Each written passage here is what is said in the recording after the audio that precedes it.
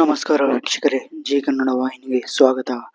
ಇಂದು February 28 ಶನಿವಾರ ಸಂಜೆ ಆಕಾಶದಲ್ಲಿ ಸಂಭವಿಸಲಿರುವ ಗ್ರಹಗಳ ಮೆರವಣಿಗೆ ಅಥವಾ 6 ಗ್ರಹಗಳ ಅಪರೂಪದ ಜೋಡಣೆಯ ಬಗ್ಗೆ ಸಂಪೂರ್ಣ ಮಾಹಿತಿಯನ್ನ ಈ ವಿಡಿಯೋದಲ್ಲಿ ತಿಳಿಯೋಣ ಬನ್ನಿ. ಇಂದು ಸೂರ್ಯಾಸ್ತದ ನಂತರ ಒಂದೇ ಸಾಲಿನಲ್ಲಿ ಬುಧ, ಶುಕ್ರ, ಶನಿ, ನೆಪ್ಚೂನ್, ಯುರೇನಸ್ ಮತ್ತು ಗುರು ಗ್ರಹಗಳು ಕಾಣಿಸಿಕೊಳ್ಳಲಿವೆ. ವೀಕ್ಷಣೆಗೆ ಸರಿಯಾದ ಸಮಯ ಮತ್ತು ದಿಕ್ಕು ನೋಡೋದಾದರೆ ಸೂರ್ಯಾಸ್ತವಾದ ನಂತರ ಸುಮಾರು 30 ರಿಂದ 60 ನಿಮಿಷಗಳ ಕಾಲ ಸಂಜೆ 6:30 ರಿಂದ 7:30 ರವರೆಗೆ ವೀಕ್ಷಣೆಗೆ ಅತ್ಯಂತ ಸೂಕ್ತ ಸಮಯ ಅಂತ ಹೇಳಲಾಗುತ್ತಿದೆ. ಇನ್ನು ಪಶ್ಚಿಮ ದಿಗಂತದ ಕಡೆಗೆ ನಿಮ್ಮ ನೋಟವಿರಲಿ. ಇನ್ನು ಯಾವ ಗ್ರಹ ಎಲ್ಲಿ ಕಾಣುತ್ತದೆ ಎಂದು ನೋಡುವುದಾದರೆ ಇವು ಶುಕ್ರ ಮತ್ತು ಬುಧ.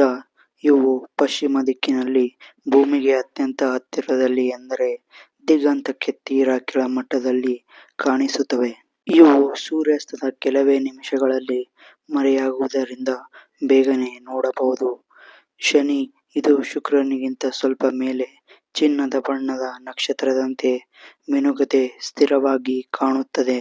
ಗುರು, ಇದು ಆಕಾಶದ ಮಧ್ಯಭಾಗದಲ್ಲಿ ಅತಿ ಹೆಚ್ಚು ಪ್ರಕಾಶಮಾನವಾಗಿ ಕಾಣಿಸುವ ಗ್ರಹ.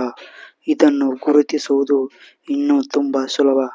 ನೆಪ್ಚೂನ್ ಮತ್ತು ಯುರೇನಸ್, ಈ ಎರಡು ಗ್ರಹಗಳು ತುಂಬಾ ದೂರ ಇರುವುದರಿಂದ ಇವುಗಳನ್ನು ಬರಿಗಣ್ಣಿನಿಂದ ನೋಡುವುದು ಅಸಾಧ್ಯ. ಇವುಗಳನ್ನು ನೋಡಲು ಟೆಲಿಸ್ಕೋಪ್ ಅಥವಾ ಬೈನಾಕ್ಯುಲರ್ ಅಗತ್ಯ. ವೀಕ್ಷಕರಿಗೆ ಕೆಲವು ಪ್ರಮುಖ ಟಿಪ್ಸ್ಗಳು.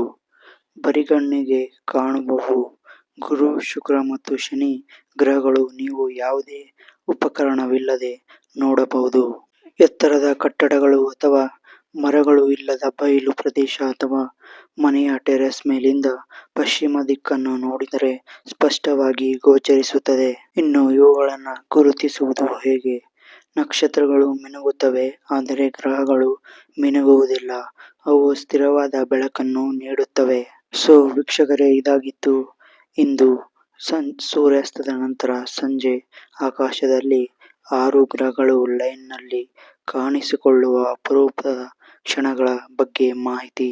ಸೊ ಇದನ್ನು ನೀವು ನೋಡಲು ಎಷ್ಟು ಉತ್ಸುಕರಾಗಿದ್ದೀರಿ ಎಂದು ಕಾಮೆಂಟ್ ಸೆಕ್ಷನ್ ಮೂಲಕ ಕಾಮೆಂಟ್ ಮಾಡಿ. ಸೊ ಮತ್ತೊಂದು ಹೊಸ ಸುದ್ದಿಯೊಂದಿಗೆ ಸಿಗ್ತಾ ಇರೋಣ. ಅಲ್ಲಿವರೆಗೂ ನನ್ನ ಎಲ್ಲ ವಿಡಿಯೋ ಅಥವಾ ಬೇರೆ ಸುದ್ದಿಗಳ ಮಾಹಿತಿಯನ್ನ ಚಾನಲ್ನಲ್ಲಿ ನೋಡಬಹುದು. ಸಿಗ್ತಾ ಇರೋಣ ಮುಂದಿನ ವಿಡಿಯೋದಲ್ಲಿ.